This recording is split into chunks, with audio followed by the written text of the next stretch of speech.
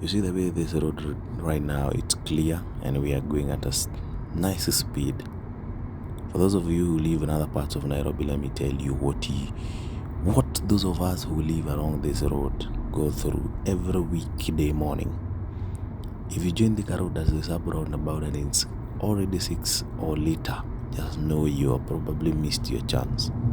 From that point on, the traffic starts building all the way to Pangani, and if your destination is CBD, congratulations, you most likely meet another traffic jam at Globe roundabout before you get to the office.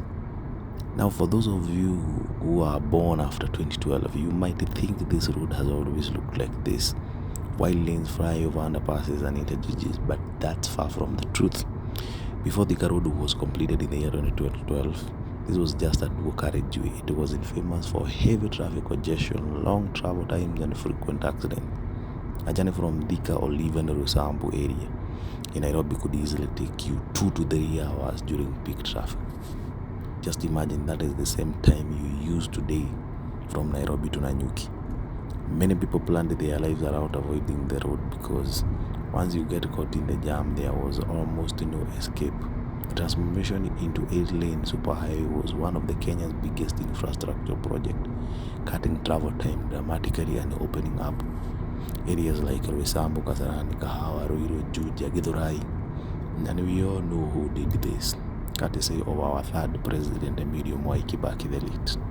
I got curious and I asked a few people who lived in Mirema, Kasarani, Roysambu many years what was life like before the superhighway. Almost everyone told me the same thing. Getting to the CBD could easily take 3 hours on a bad morning. Imagine leaving home before sunrise and still arriving to work late. Ironically, this road solved the problem and created another one.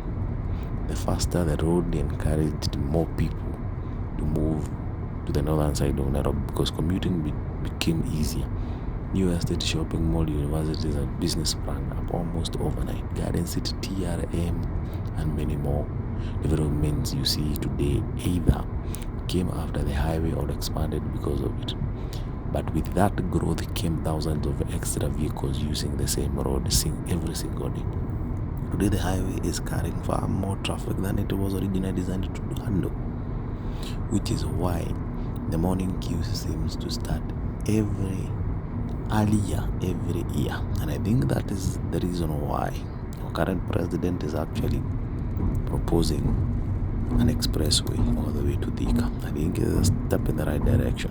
So the next time you are sitting in traffic between Ruiru and Pangani, remember this. As frustrating as it is today, those who lived or used this road before 2012 will probably tell you it used to be much more worse.